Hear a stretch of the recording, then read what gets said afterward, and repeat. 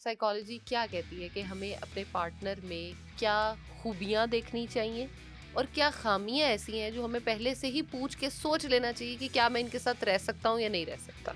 जैसे खूबी में तो सबसे मेन जो चीज़ है जो आपने सुना ही होगा हर जगह की रिस्पेक्ट। हम्म। अब हमें लगेगा कि ये तो बुकिश बातें हैं, लेकिन ऐसा नहीं है। रिस्पेक्ट का एलिमेंट वाकई होता है। रिस्पेक्ट का मतलब ये नहीं कि वो आपको आप करके हली बुला रहा है या नहीं, वो आपको तुम करके भी बुला रहा है। रिस्पेक्ट का मतलब है कि जो आपकी बातें हैं और उसको कैसे डील किया जा रहा है। तो आपको चुप तो नहीं कहा जा रहा तुम तो बोलती फजूल हो, तुम तो बोलते फजूल हो, ये तो है ही फजूल बातें। तो respect is first element. Of course. उसके बाद रिस्पॉन्सिबिलिटी। एक पर्सन रिस्पॉन्सिबल ज़रूर होना चाहिए, चाहे वो फीमेल है या मेल है। ये रिस्पॉन्सिबिलिटी जो हम कहते हैं ना शादी कर दो आ जाएगी, हाँ। वो नहीं आती। एक पर्सन जो रिस्पॉन्सिबल है वो आपको पहले भी उतना रिस्पॉन्सिबल नजर आएगा। सिर्फ नेचर और रिस्पॉन्सिबिलिटी बाद में चेंज होती है।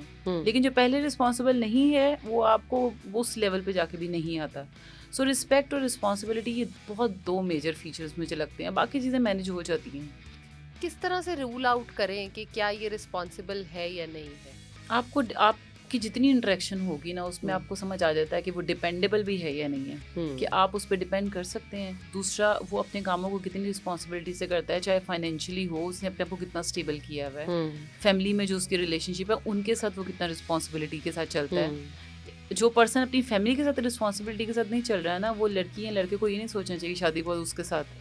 ट्रू। वो उसकी घर का जो अपना इमेज है ना वो आपको पता होना चाहिए। उसकी अपनी फैमिली जो उसके बारे में कहती है ना वो बिल्कुल ट्रू होता तो है। ट्रू इमेज हमें कैसे मिलेगा डॉक्टर साहिबा? हम जब इतना टाइम साथ गुजार रहे हैं ना, मेल हो या फीमेल है, इतनी हमें अंडरस्टैंडिंग होती है कि क्या चीज़ें हैं। अच्छा, ट्रू एक तो ये होता है ना कि जो झूठ बोल रहा है, जो सच बोल रहा है। हाँ। जो झूठ बोलते हैं उनको हर बार ही पिछली बात से डिफरेंट कोई बात आएगी नहीं, और उसको याद करना पड़ेगा लास्ट टाइम क्या बात थी, मतलब क्योंकि वो इमेज बिल्डिंग कर रहे होते हैं ना। Yes. और जो ट्रू है वो वैसे ही होगा। उसको कोई बहुत इमेज बिल्डिंग और बहुत अपनी समझ लें कि उनको बहुत डेकोरेशन करने की भी अपनी ज़रूरत नहीं है। ओपन है, जो पहले बात हुई वो रहेगी। तो कुछ चीज़ें आपको टाइम के साथ साथ कम्युनिकेशन में खुद ही रिफ्लेक्शन आती है कि ये बिल्कुल दिल से निकली हुई बात है और बिल्कुल सच है। ये तो हो गई, हमने शादी से पहले की डिस्कशन कर ली। अब आपकी शादी हो गई, अब आपको नजर आना शुरू हो गए कि जी ये रेड फ्लैग्स हैं या ये ग्रीन फ्लैग्स हैं। तो उस टाइम पे आपके स्टेप्स क्या होने चाहिए? आपने किस तरह से उनको जो है ना वो ठीक करना है चीज़ों को? अब एक तो ये चीज़ कि जो आजकल में सिर्फ सोशल मीडिया भी कह लें प्लस कल्चरली भी डिवोर्स को ज़्यादा आसान बनाया हुआ है एज़ कम्पेयर टू एडजस्टमेंट। पहले था कि आपको एडजस्टमेंट सिखाई जाती थी, अब ये है कि भाई नहीं बन रही तो आपको अक्सर, वैसे by the way motivational speaker ज़्यादा मोटिवेट यही करते हुए मिलेंगे कि इस रिलेशनशिप में रहने से बेहतर है इसको ख़त्म कर दो। हमारा कल्चर उसको सपोर्ट नहीं करता। तो हम इतनी इस तरह की बातें ना, तो एडजस्टमेंट पर अगर आते हैं ना, तो एडजस्टमेंट का मतलब है, अच्छा हो क्या रहा होता है कि वाइफ को अगर कुछ चीज़ें नजर आई हैं हस्बैंड को, तो उसे लगता है अब तो मैं मजबूर हूँ और मैं बर्दाश्त कर रही हूँ या बर्दाश्त कर रहा हूँ। तो पहले तो आपको यहाँ पे बनाना है कि आप बर्दाश्त नहीं कर रहे, एडजस्टमेंट है, और एडजस्टमेंट एक पॉजिटिव चीज़ है। लाइफ चलिए एडजस्टमेंट के साथ रही है ना। तो आपको कभी भी वो एक कहते हैं ना, life is not a bed of roses, वो तो मिलेगा ही नहीं ना। This is life. आपने देखना है कि आपकी अपनी पर्सनैलिटी क्या है। पर्सनैलिटी का मतलब ये कि जो आपकी सारी कैरेक्टरिस्टिक्स है ना, कहीं आपको कोई ऐसा तो नहीं कहेगा ये ऐसा लड़का है ऐसी लड़की है तो 1 मिनट में छोड़ देता है फिर दूसरी शादी पे चले जाते हैं। आपकी अपनी भी तो कोई इमेज होता है ना। True.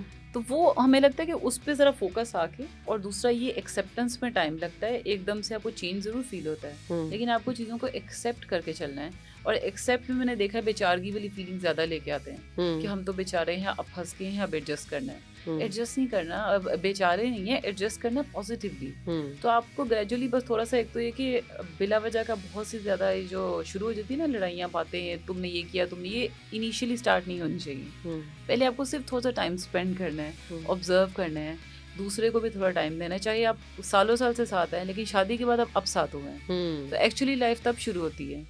तो आपको कुछ टाइम देना है एक दूसरे को, ये देखते हुए कि थोड़ा मैं बर्दाश्त करके समझ लूँ कि इसका अब एज अ हस्बैंड या एज अ वाइफ कैसे वो है क्या एक बिहेवियर। तो थोड़ा सब्र से ऑब्जर्वेशन, प्लस हर चीज़ पे रिएक्ट करने के बजाय ना थोड़ा सा पहले कहते हैं ना रिस्पॉन्ड समझ के शुरू में, और कुछ साल गुजरते हैं आपके तो फिर आपको एडजस्टमेंट को मैं फिर ही नहीं पॉजिटिवली लें। लेकिन डॉक्टर साहब कुछ लोग ये भी तो कहते हैं कि मुझे शादी के फ़ौरन बाद ये चीज़ें समझ आ गई थी, लेकिन उस टाइम पे मैंने स्टेप नहीं लिया, मैंने चांस दिया और मैंने एडजस्ट किया, लेकिन उसके 2 साल बाद मेरे बच्चे हो गए और वो वॉयलेंस या वो चीज़ें बढ़ती चली गई। तो उस पॉइंटर पे हमें क्या करना चाहिए? अच्छा, वो एडजस्टमेंट क्या करें? हम यहाँ पे वायलेंस की तो बात ही नहीं कर रहे थे, बल्कि ठीक है, फिजिकल वायलेंस तो एक्सेप्टेबल ही नहीं है ना, उसमें तो फिर आपको मेंटल अब्यूज उससे भी ज्यादा है। मेंटल अब्यूज उससे भी ज्यादा है, लेकिन मेंटल अब्यूज में लोग अक्सर पहले भी, शादी से पहले भी इस ट्रैप में आते हैं ना कि ठीक हो जाएगा, ठीक हो जाएगा, तो बाद में तो वैसे ही वो दोनों साथ रह रहे हैं तो नहीं होता कि ठीक हो जाएगा। वहाँ पे ये ज़रूर है कि जैसे हम कहते हैं बहुत सी यंग बच्चियाँ ही हैं जो इस तरह का, जैसे आपने कहा कि शादी के फ़ौरन बाद गड़बड़ है, कुछ लग रहा है, रेड फ्लैग्स हैं, तो उसमें उन्हें ये कहा जाता है कि प्लीज़ ये दुआ करो कि आपकी लाइफ में कोई बच्चा या कोई प्रेगनेंसी ना हो जाए, क्योंकि उसके बाद फिर आप वाकई ही ट्रैप हो जाते हैं। तो फिजिकल अब्यूज़ वगैरह तो बिल्कुल ही एक्सेप्टेबल नहीं है ना, उसमें तो आपको वैसे ही खुद को सिक्योर करना है। लेकिन उसके अलावा अच्छा, पहली चीज़ ये कि बहुत सी चीज़ें हमारे साथ वही होती हैं जो हम एक्सेप्ट कर रहे होते हैं। ठीक है, होती वो है ना, जिसको आपने एक बार एक्सेप्ट किया, दूसरी बार एक्सेप्ट किया, तीसरी बार उसको आदत पड़ गई, ये तो एक्सेप्ट ही कर दी है। तो इसलिए मैंने कहा रिस्पॉन्ड, रिएक्ट नहीं करना। रिएक्ट से कुछ भी नहीं होता। रिस्पॉन्ड का मतलब कि जिसको जो रिएक्शन मिलना चाहिए सोच समझ के वो रिएक्शन दे। और जहाँ फिजिकल अब्यूज़ है वहाँ तो आपको ज़्यादा टाइम वेट ही नहीं करना चाहिए, आपको फैमिली को, उनकी फैमिली को, अपनी फैमिली को इन्वॉल्व कर लेना चाहिए। ठीक है, कि अब मेरे साथ ये हो रहा है और दिस इज़ नॉट एक्सेप्टेबल। लेकिन हमारा मसला ये होता है कि हम उसी ट्रैप में ज़रा आ जाते हैं कि मारा है, लेकिन उसी दूसरे लम्हे या अगले दिन वो पर्सन सबसे अच्छा बना होता है। क्योंकि इस तरह के लोग जो फिजिकल टॉर्चर करते हैं वो वैसे ही साइकोलॉजिकली हेल्दी तो नहीं होते। तो ये नार्सिसिस्ट के हम उसमें पे चले गए, बिल्कुल आ सकते हैं। हाँ, वो आपको दूसरे दिन ऐसे लगेंगे कि आप तो बिल्कुल कोई आसमान से उतरी हुई पड़ी है और आपसे इम्पोर्टेंट कोई है ही नहीं, और वो शेडो कर देता है आपको उस इमेज को जो वो एकदम से बन रहा होता है कि ये तो वायलेंट है, लेकिन एकदम से दूसरा इतना एक्सट्रीम पॉजिटिव रिएक्शन आ जाता है। तो यहाँ पे आपको अलर्ट जरूर होना है कि फिजिकल वायलेंस के लिए तो नो एक्सेप्टेंस।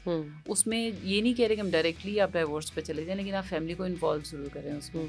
उसको बर्दाश्त करने का मतलब है कि आप उसको ग्रीन सिग्नल दे रहे हैं कि आप मारते जाएं और फिर उसको वही फेजेस आते जाएं। बेसिकली जो लव बॉम्बिंग है ये क्या होता है? एक टर्म बड़ी यूज होती है कि जी लव बॉम्ब किया मुझे उसने और मुझे समझ नहीं है। वो यही वाला है ना कि लगता है कि जैसे तो ये दुनिया से अलग ही कोई चीज़ बना दी है मुझे।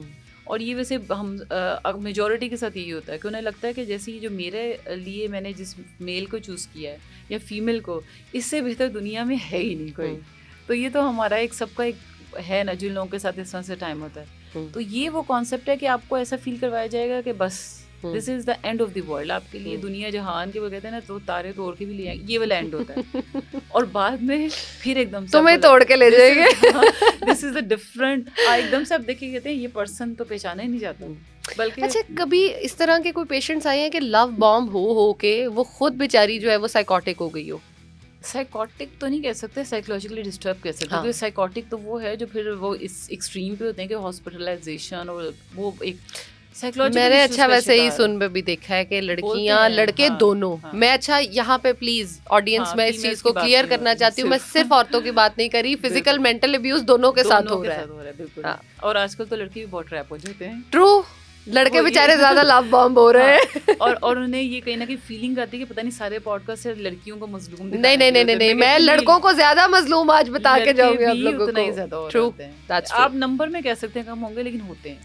वही बात है ना कि हम बात उनकी या तो नहीं करते या स्टोरी सामने नहीं आती और ओवरशैडो हो जाती है वो चीज, लेकिन हो दोनों के साथ ही रहा है। हम दोनों की बात कर रहे हैं। ज़ैनब कि फीमेल ज्यादा बोल बोल के वो बात फैला देती है, लड़के चुप हो जाते हैं, सप्रेस कर लेते हैं। और ये वजह ये है कि अगर आप देखें तो as according to research males में सुसाइड ज्यादा होती है, फीमेल्स में सुसाइड की आइडिएशन ज्यादा होती है। वो प्लान बना के सारे जहान को बता देंगी ताकि उनको कोई ना कोई रोक लेगा और मेल्स सुसाइड सोचें और सुसाइड कर लेते हैं।